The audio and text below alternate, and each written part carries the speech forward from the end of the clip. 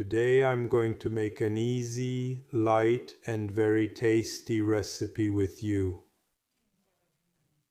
A cauliflower and tuna salad made with a bit of tomato, which gives it a truly exceptional flavor. Make this delicious dish with me. It's really easy. Let's get started. So first I clean the cauliflower by removing the leaves.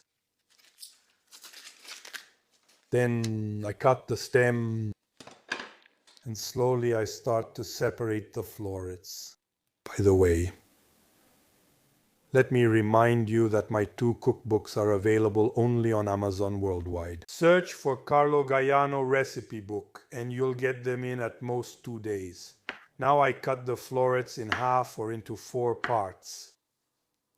It depends a bit on the size. Maybe the smaller ones in half, the bigger ones like this one, into 4 parts.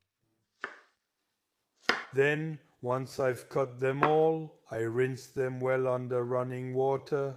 Very good. Now in a pan, I add some extra virgin olive oil, a little bit of garlic, a couple of anchovies in oil, few capers preserved in salt, and I saute everything over low heat for a few minutes. This way, we also let the anchovies melt a bit into the oil. When the garlic is perfectly golden, I add a bit of chili pepper. This one is dried. I didn't add it earlier, otherwise it would have burned. If you use fresh chili, you can add it right away. I add the broccoli florets. I always cook on low heat for a couple of minutes so the florets absorb the flavor in the seasoning. Then I add the tomato puree. Of course, you can use also canned cherry tomatoes or peeled tomatoes. I'll tidy it up. I adjust the salt a little. I add a little bit of water. If needed, I'll add more. Then I cover and let it cook on medium-low heat for at least half an hour. Very well. After half an hour, I remove the lid and let it cook for another couple of minutes so it dries out a bit if needed. Otherwise, it's fine like this. Very good. Now I turn off the heat, add a bit of parsley,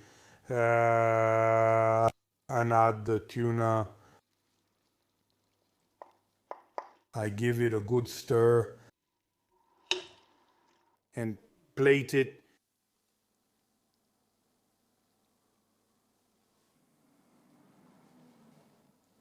Let's see.